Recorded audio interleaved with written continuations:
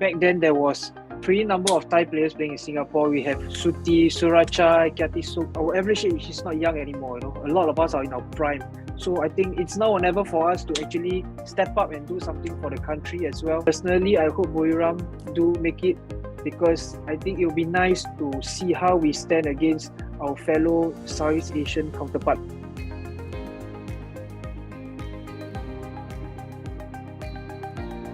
Hello, what's going on? A new week means a new guest here on Thai League Central's exclusive talk. Hope you are doing well.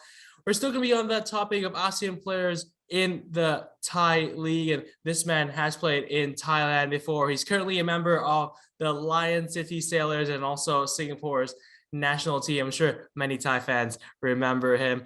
He is the one and only Gabriel Quak. Gabriel, thank you so much for joining the show. How are you doing? Good to see you. Good to speak to you. I'm doing great so far.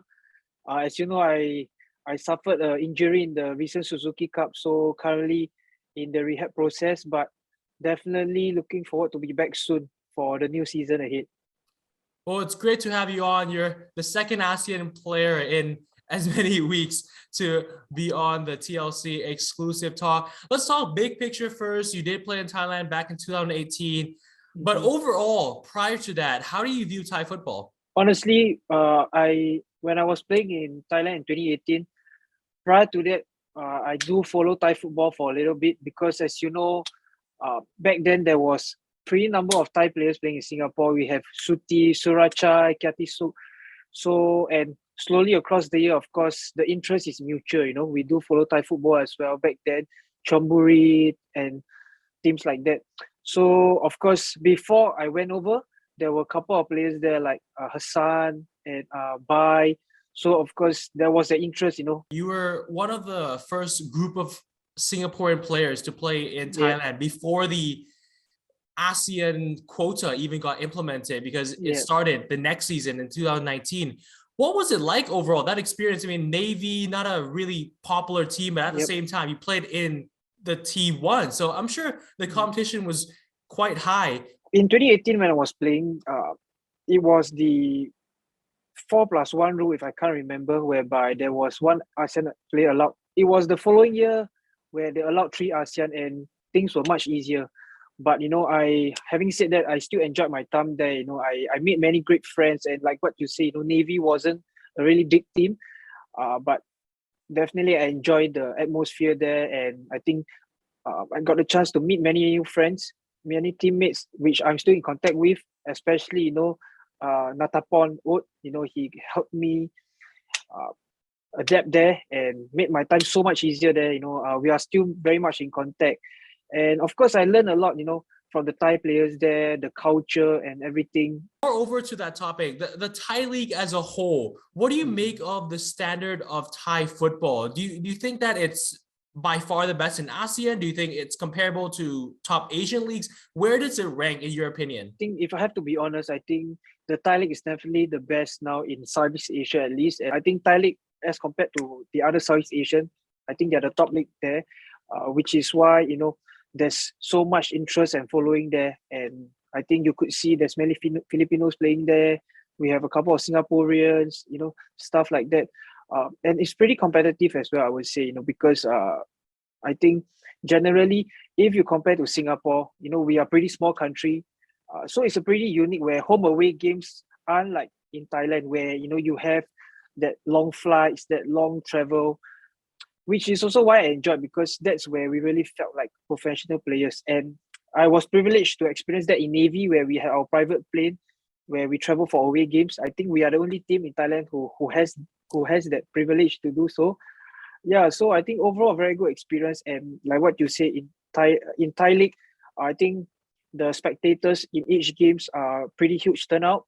And my first game there was the Rayong derby, PTT and Rayong. It ended 3-3. Love that you enjoy the vibe of Thai football. There's nothing like it. The rivalry that stretches across the nation, traveling north, traveling east, traveling south for games. It's absolutely a wonderful experience. And on the topic of Buriram and Port, actually the match, it's going to be 2 weekends now by the time that this video is released, but Buriram and Port, actually that match, over 800,000 people watched it online. So it's crazy numbers that the Thai League is doing. Now, moving to the national team a bit, how impressive was that Thailand side overall?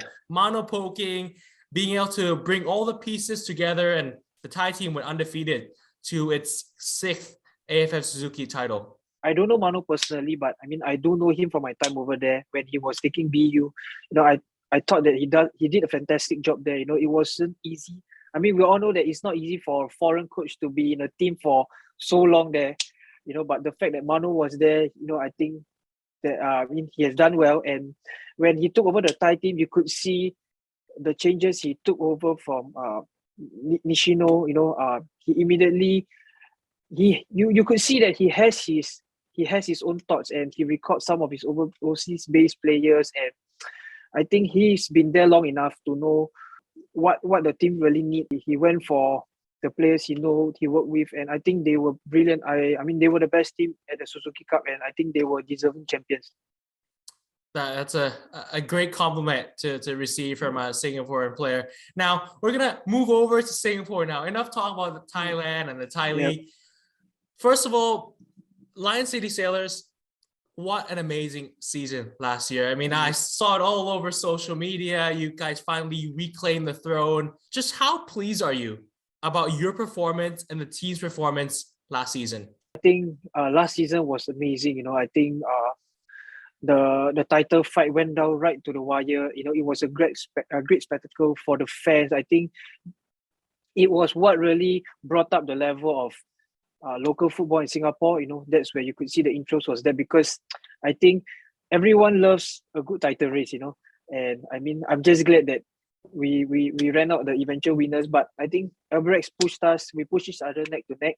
A lot has been invested into this project, and honestly, I'm very proud and honored to be involved since day one. You know, heavily involved in the team success, and very proud of my team performance as myself as well, where, you know, in 2020 I won Player of the Year, and last year, you know, I think I did, in fact, I thought that I did better than the year that I won it.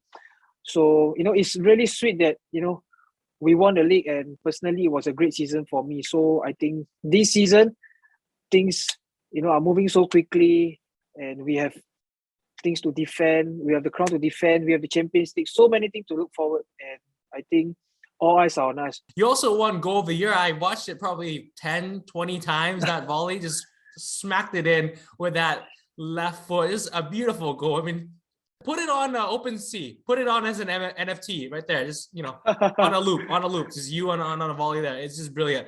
Now, you mentioned the project that Lion City Sailors are building, and I watched more, I've read more into it now. It's like a training facility. It's almost an entire complex. You guys are trying to be one of the top clubs, not only in Singapore, but you can say regionally almost. And AFC Champions League is coming up, and it's going to be a debut for Lion City Sailors. Going to be playing in Thailand at Buriram, I believe. If Buriram do make the group, then I guess it's a bit of a homecoming for you. How excited are you about playing in the AFC Champions League? I think not only me, you know, I speak for my team, the whole team. You know, I think all of us are excited when we qualified. You know, we watched Tampines play that last year, and I think we all knew what a great competition that is. And I know we have a good team, but honestly, we were only playing in the league last year. We don't know how we stand in Asia and in the AFC Champions League. But of course, we have our coach who won the AFC Champions League with Ulsan. We have, you know, Shin Wook, who has experience there as well.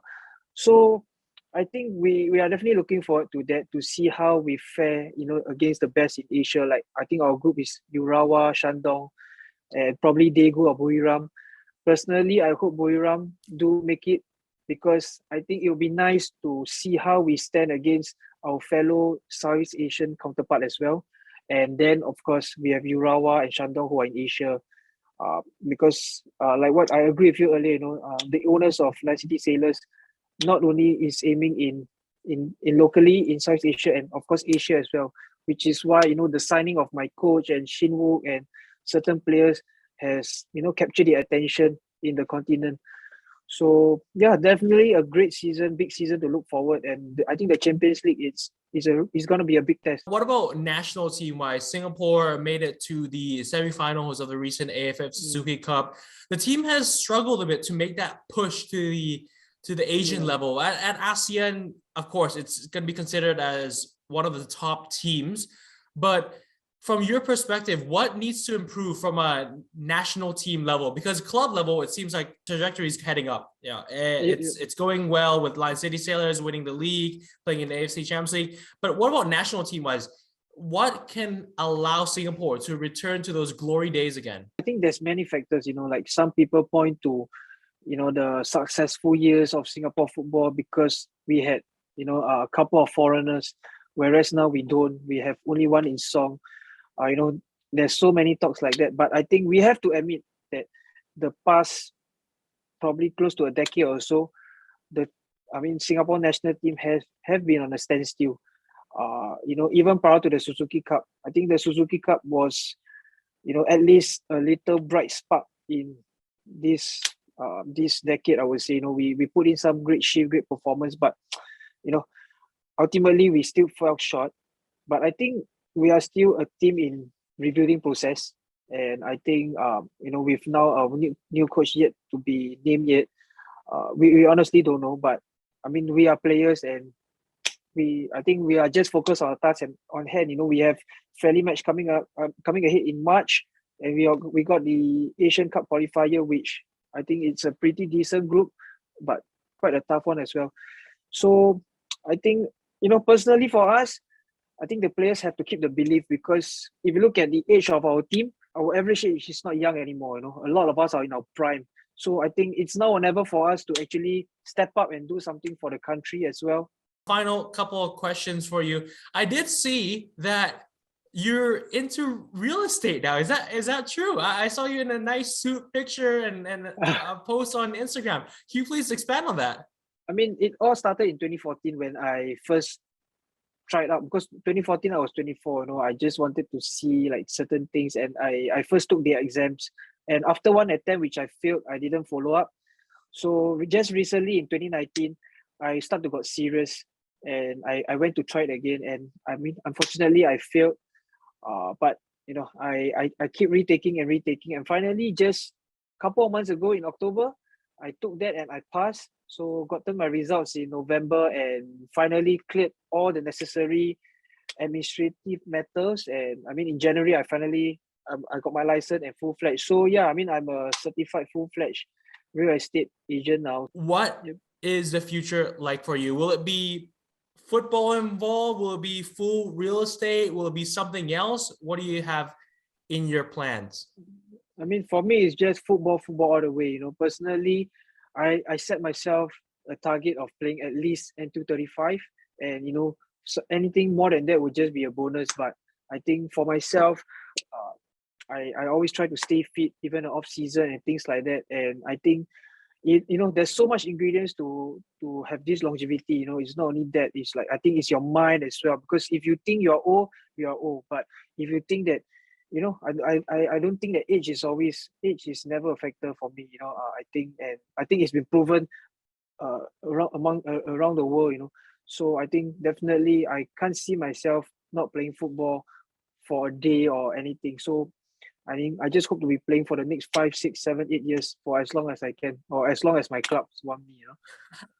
Well, it's been a fantastic talk with you today, Gabriel. Thank you so much again for coming on to the show. I wish you all the best with Lion City Sailors as well as the Singapore national team. Hope to see you around. Sawadee Krap.